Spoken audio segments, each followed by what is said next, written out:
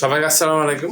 আমি মোহাম্মদ তাসলিমুর রহমান। আজকে আমি কথা বলছি, সাবজেক্ট হলো বাংলাদেশের রিয়েল এস্টেট চ্যালেঞ্জ, সুযোগ সুবিধা এবং গ্রোথ মডেল নিয়ে অ্যাজ এ কনজিউমার পার্সপেক্টিভ।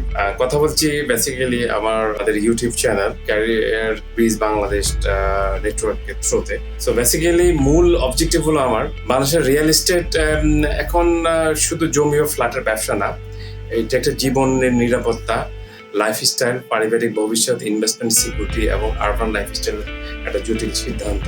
আমি যদি কনজিউমারের পার্সপেক্টিভ চিন্তা করি, তাহলে এটা জীবনের সবচেয়ে বড় সিদ্ধান্ত, যে কোনো একটা রিয়েল এস্টেটে ইনভেস্টমেন্ট করা যে কোনো কনজিউমার্সের। অ্যান্ড সেকেন্ডলি হলো একজন ইনভেস্টারের জন্য এটা ক্যাপিটাল গ্রোথ প্ল্যাটফর্ম।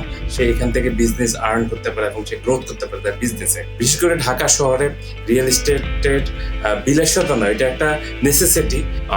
আজকে আমি মূল চ্যালেঞ্জগুলো নিয়ে যে ডিসকাশনে মানে শেয়ার করছি আমার পার্সপেক্টিভে, এবং হয়তো অনেকের সাথে এই পার্সপেক্টিভ মিলে যেতে পারে। ঢাকা সিটিতে বিশেষ করে ঢাকা সারাউন্ডিং যেসব রিয়েল এস্টেট কোম্পানিগুলো আমাদের দেশে কাজ করছে, তার মধ্যে প্রপার্টি, কিছু ল্যান্ড এবং ফ্ল্যাট নিয়ে অনেকে কাজ করছেন। সো এখানে মোস্ট ইম্পর্টেন্ট থিংস হলো প্রাইসিং এবং অ্যাফোর্ডেবিলিটি মোস্ট ইম্পর্টেন্ট। এখানে market research, demand and supply একটা ফ্যাক্টর রিলেটেড আছে।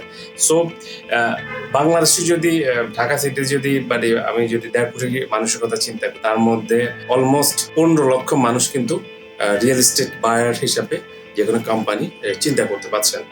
সো সেক্ষেত্রে কার পকেট শেয়ার কতটুকু যাবে সেটা সে কোম্পানির স্ট্র্যাটেজিক প্ল্যানিং উপরে ডিপেন্ড করছে, তার অ্যাফোর্ডেবিলিটি, তার ইনভেস্টমেন্ট উপরে আসলে নির্ভর করছে। সো মার্কেট রিসার্চ করে কনজিউমার সেগমেন্টের সাথে এবং গভর্নমেন্টের সাথে পলিসি মেক সবকিছু করে কিন্তু একটা প্রাইস, ডিমান্ড, সাপ্লাই অনুযায়ী প্রাইসটা সেট করা উচিত। আজকাল আসলে রিয়েল এস্টেট ইনভেস্টমেন্টের জন্য মোস্ট ইম্পর্টেন্ট হলো বিশ্বাসের, আস্থা এবং প্রজেক্ট কোয়ালিটি আর লিগেল ইস্যুস আসলে রিলেটেড। সো যে কোনো গ্রাহক ভয় পায় তার দামের চেয়ে রিস্কটা মনে করে, যে আমি এখানে ইনভেস্টমেন্ট করলাম, আমি যদি অন টাইমে যদি না পাই তাহলে আমার জন্য চ্যালেঞ্জ ফেস করতে হচ্ছে। স্বচ্ছতার অভাব যেটাকে আমরা বলি। তারপর অনেক সময় কোম্পানির সাথে কাজ করতে গেলে ডকুমেন্টেশন অনেক চ্যালেঞ্জ থাকে, হিডেন কস্টগুলো রেজ করা হয়, আর হ্যান্ড ওভারে অনিশ্চয়তা থাকে। এই 3-4টা পয়েন্ট মোস্ট ইম্পর্টেন্ট, কারণ এগুলা যে কোনো বায়ারের, যে কোনো কনজিউমারের কনফিডেন্সটা ভেঙে দেয়, এবং সে কিন্তু নিজেও আসলে প্রফিট করে না এবং মানুষকে সে উদ্বুদ্ধ করে না। সো এই জায়গাটা রিয়েল এস্টেট কোম্পানিকে অবশ্যই চিন্তা করতে হবে। আরবান প্রেশার, জমির সংকট, ট্রাফিক এবং ওভার ডেন্সিটি, এই 3টা ইম্পর্টেন্ট কথা চিন্তা করে আমাদের যে ডিমান্ড বাড়ছে, আর্কিটেকচারাল এজেন্সিগুলো আছে, সাপ্লাই ডিমান্ডের একটা কিন্তু গ্যাপ আমাদের এখানে শো করছে। সো এই জিনিসটা যদি আমরা মিনিমাইজ করতে পারি, তাহলে আমাদের সেই জায়গাটা কিন্তু স্কোপ হবে প্রোডাক্ট ডেভেলপমেন্ট। ছোট ফ্যামিলি থেকে শুরু করে বড় ফ্যামিলি, এবং সেখানে বাসস্থানের একটা ডিমান্ড কিন্তু থেকে যায়। সো আমি যদি বলি ভার্টিক্যাল লিভিং বলতে আমার ফ্ল্যাট, অ্যাপার্টমেন্ট, কমিউনিটি হাউজিং এবং আমাদের লাইফস্টাইলের সাথে বিল্ড করে উন্নত বিশ্বে যে ধরনের রিয়েল এস্টেট কোম্পানিগুলো ডেভেলপ করে, প্রজেক্ট ডেভেলপ করে, সেই ধরনেরগুলো আসলে কোম্পানিগুলো বা রিহাবের মাধ্যমে অথবা গভর্নমেন্টের সাথে পলিসি মেকিং করে এই ধরনের এক্সিবিশনগুলো করা যায়। ইনভেস্টমেন্ট মাইন্ডসেট নিয়ে যদি আমি বলি, সেটা হলো আমাদের যে ইনভেস্টমেন্টের মানসিকতা আছে, সেখানে ম্যাক্সিমাম লোকজন কিন্তু ব্যাংকে ইনভেস্টমেন্ট করছে সিকিউরিটি পারপাসে, রিয়েল এস্টেটে খুব কম করছে। সেখানে কোনো স্কোপ অনেক বেশি আছে। একসময় রিয়েল এস্টেটে প্রচুর ইনভেস্টমেন্ট মানুষ করতো এবং সেটা রিটার্ন অফ ইনভেস্টমেন্ট অনেক বেশি আসতো।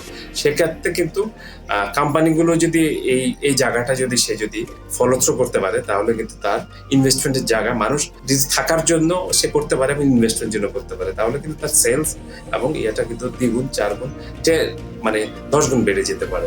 ডিজিটাল ট্রান্সফরমেশন কিন্তু অনেকটা ইম্পর্টেন্ট রিয়েল এস্টেট ভার্টিক্যালের জন্য, ট্রান্সফরমেশনের জন্য। আমরা অনলাইনে আমরা আসলে অনেক সার্ভে করতে পারি, আমরা ডিজিটাল থ্রুতে মার্কেটিং করতে পারি এবং নতুন বিজনেস মডেলগুলো রিয়েল এস্টেট ইমপ্লিমেন্ট করতে। ঢাকার ডিমান্ড বেশি, এর কারণ হলো এখানে চাকরির সুযোগ, শিক্ষা প্রতিষ্ঠান, হাসপাতাল, business centre, lifestyle facility. So ঢাকার মানুষ বিলাসিতার জন্য নয়, ভবিষ্যৎ নিরাপত্তার জন্য কিন্তু ঢাকা বা ঢাকা সারাউন্ডিংয়ে কিন্তু সে থাকার চেষ্টা করে। হাই ডিমান্ড সেগমেন্টের মধ্যে affordable housing, middle income apartment এবং সেন্ট্রাল প্রপার্টিগুলো মোস্ট ইম্পর্টেন্ট। স্টুডেন্ট হাউজিংও থাকতে পারে, স্টুডেন্টের জন্য 1 রুমের হাউজিং থাকতে পারে। তো অথবা ফ্যামিলি রেসিডেন্সি খুব ইম্পর্টেন্ট এবং কমার্শিয়াল স্পেসও খুব ইম্পর্টেন্ট। ফাইনালি হলো ক্যারিয়ার গ্রোথের জন্য রিয়েল এস্টেটে যারা রিয়েল এস্টেট যদি ডেভেলপ করে ইন্ডাস্ট্রিটা, প্রচুর ছেলেমেয়েরা কিন্তু চাকরি পাবে, আইটিতে পাবে, সেলসে পাবে, অপারেশনসে পাবে, এইচআরে পাবে, সব ডিপার্টমেন্টে কাজ করে অনেক কিছু। তো বিজনেস গ্রোথ, একটি প্রপার্টি তৈরি করে banking, finance, construction, IT, legal service, interior ডিজাইনের company, real estate multi industry in economics system. তো thank you very much to all of you আমাদের চ্যানেল সাবস্ক্রাইব করার জন্য, ক্যারিয়ার বিজ বাংলাদেশ নেটওয়ার্ক। Thank you.